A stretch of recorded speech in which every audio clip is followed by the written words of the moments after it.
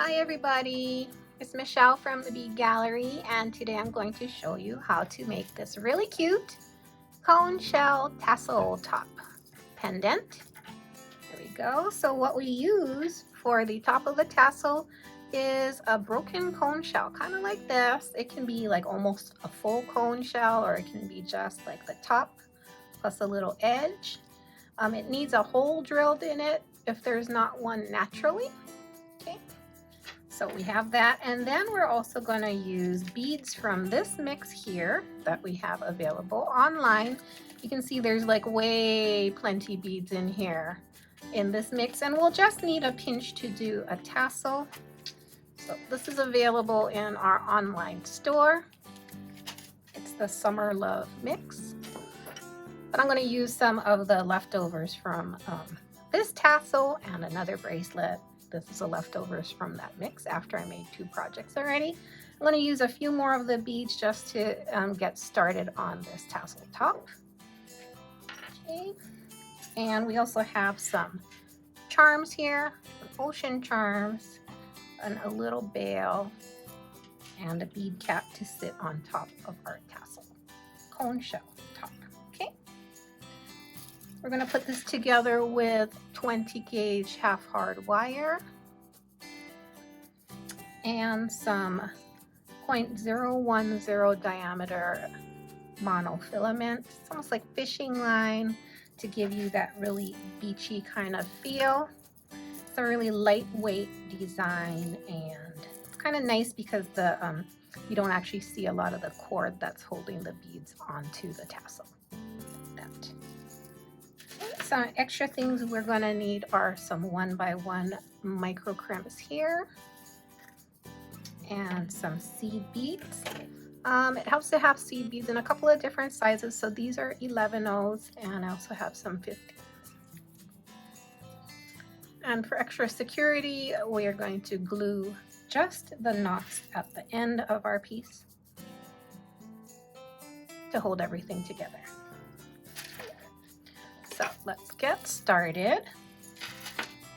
The tools you're going to need are basic wire wrap tools. So you're going to need a round nose plier, chain nose plier, maybe a flat nose plier as well, and a wire cutter, because we are going to have to do the basic wire wrap technique to get the tassel portion into our cone shell top.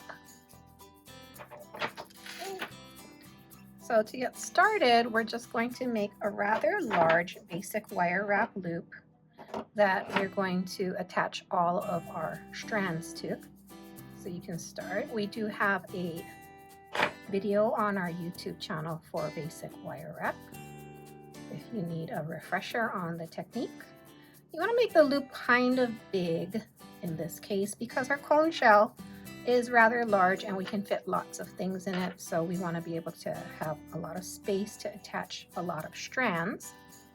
Okay, so we're going to just make a large loop here, and we're going to just wrap it shut using only one coil, one time around, like this. Okay, and then we're just going to trim this away.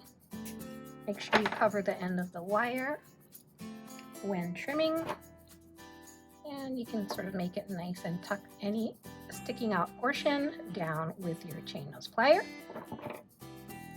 Okay, and we have our basic wire wrap loop that we're going to start attaching all of our threads to. Again, the threads are going to be this 0.010 diameter Supple Max monofilament thread here, and you're going to cut maybe about 1 foot to start with. It's always better to have too much string than too little. Okay. Then you're just going to fold the thread in half like this. Insert the 2 ends into the loop that you just made and pull through the folded portion like this. This is called a lark's head knot, or a luggage tag knot, or a half hitch. Okay. So I'm just going to attach like 1 or 2 of these strings, and you're going to do as many as you want to make your tassel as full as you like. Okay, so I have 2 strings now that I can attach beads to. And so we'll just start by stringing some beads on here. Okay, we're gonna do a lockdown bead type of technique, or a stopper bead technique, that's what it's called. Okay, so I'm gonna just pour out a few of my seed beads to work with. Depending on the size of the holes of the beads that we're trying to hold in place. Okay, so I have my bead. I'm just going to string on maybe 1 or 2 beads to start. And then I'm going to lock them in place like this. So I'm going to use my 11-0 seed bead in this case. Okay. And if you do a lot of seed beading with like needle and thread, you'll be pretty familiar with a stopper type of bead scenario where you just loop the thread through the bead like this, and you can actually slide the stopper bead here and there along your thread. Okay, that's what makes it convenient, because you can adjust the placement very easily. Okay, and it's pretty secure. Like, you don't want to yank really hard on the beads there, but it will hold your pieces in place as needed. So we're going to string on as many beads as you want on this. And we're going to be leaving some spaces in between. If you want a smaller stopper bead, you can use the 15-0s here. It's just a little bit hard because the holes are a lot smaller. Sometimes looping through is a little bit tricky. And we're going to be leaving some spaces here so the beads can slide back and forth. Okay. And if your thread gets a little curly, don't worry about it, because the weight of the beads will kind of straighten your threads out in the end. Okay, so we're just going to string on a few more. And it's a very random technique.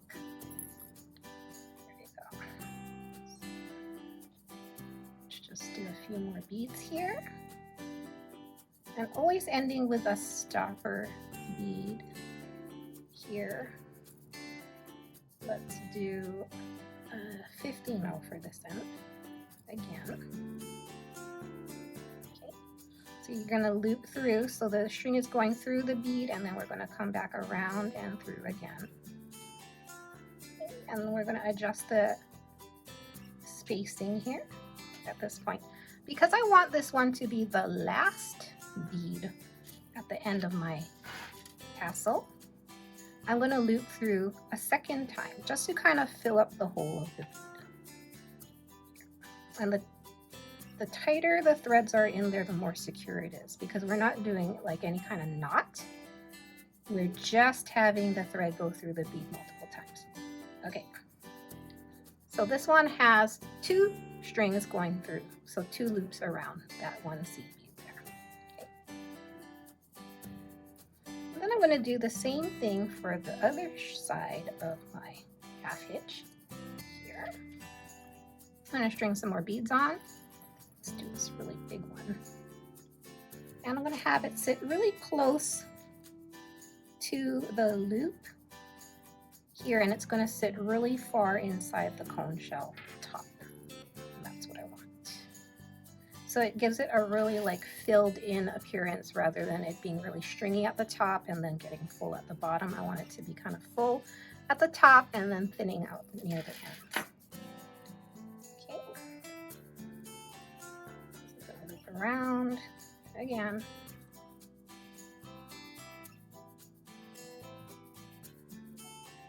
Okay. We're going to string on a couple more beads. So we also have these fun looking shells here that are like little snail shells.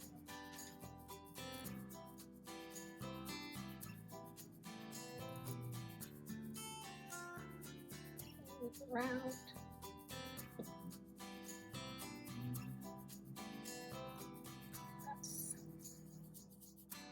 And then you can sort of adjust the spacing, but it can be also just very random.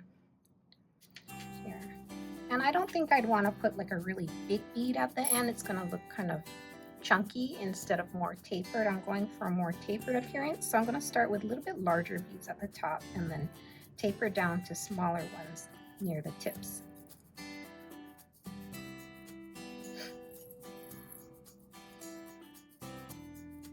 And these are size 6/0 seed beads that are in the kit as well.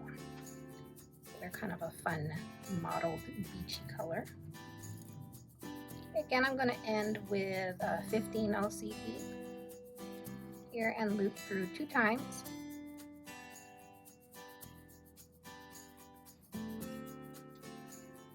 At the distance I want. Once you loop through the second time, it's very hard to adjust the spacing, so just make sure you have it where you want it before you go through the second time.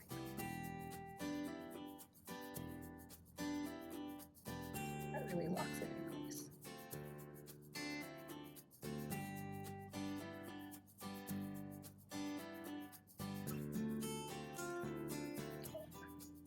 There we go. And so here I have my tassel started. And once you have as many strings as you want attached to this loop, I'd recommend anywhere from 3 pieces of thread. So that will give you 6 dangles all the way up to like 4 or 5. So you can have up to 10 dangles from the cone shell, depending on how wide this area is here and how full you want it. Obviously you don't want just 2 strings hanging down. So let me do one more, and this time I'm going to show you how to attach the little silver charms along the way. Okay, so again we're going to cut about a foot of the monofilament, and we're going to half hitch it onto the loop again. You want to bring both strings through the section that's folded in half like this. Okay. I'm going to attach, say, this large bead here. Put it in with one of these. Okay, and I'm going to tie on my seahorse right now.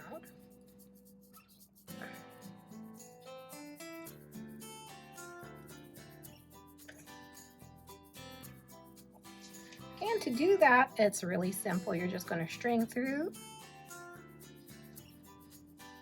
and just make an overhand knot. So we're going to knot the single thread with itself like this. So it's just knotted around the loop of the seahorse.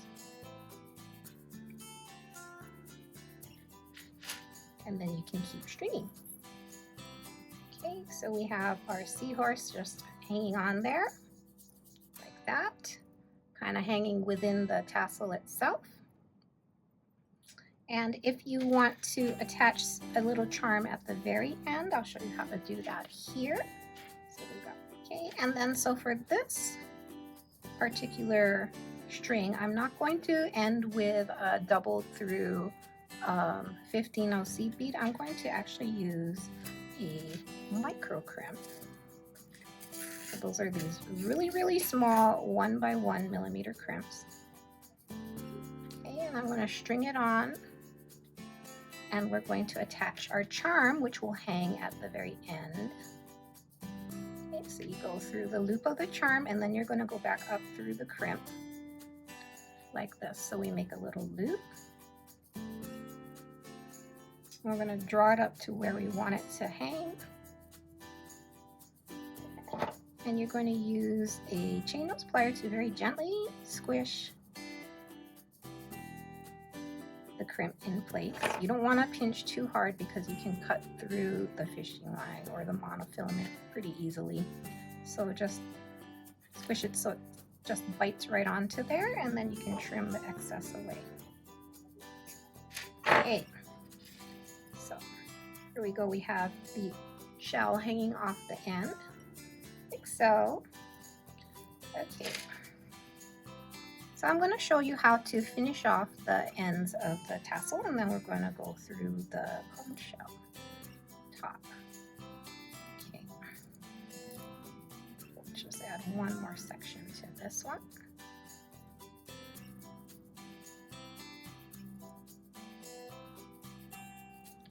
And for this thread, we're going to double through the 15 LCD again.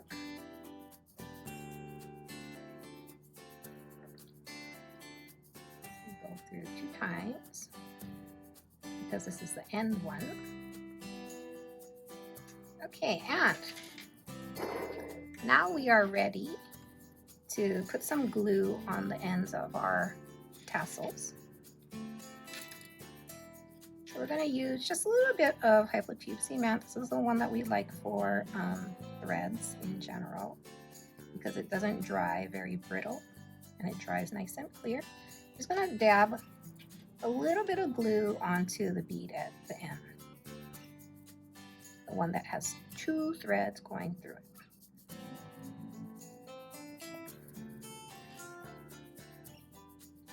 You're going to do this for each one except for the one that we crimped. And all this is going to do is just kind of give it a little bit more hold. Doubling the thread through the seed bead should actually make it secure enough so you don't need the glue. It's just more like insurance. Then you can trim away the excess threads.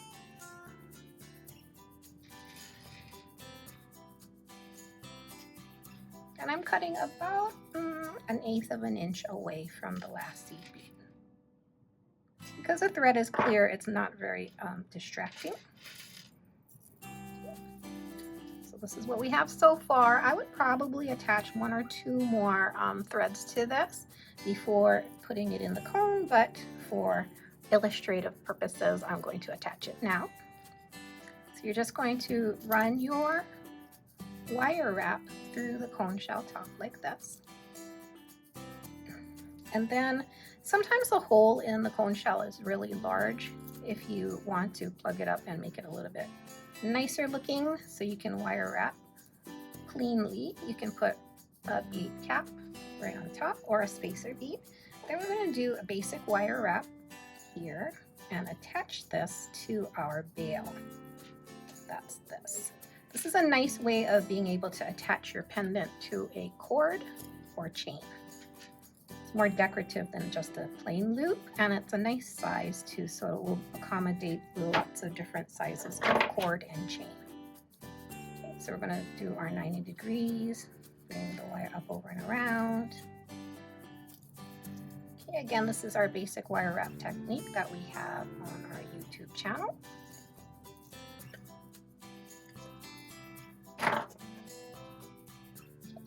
Attach this to the bail like this, and we are going to wrap that until the coil touches the top of the shell or the bead cap.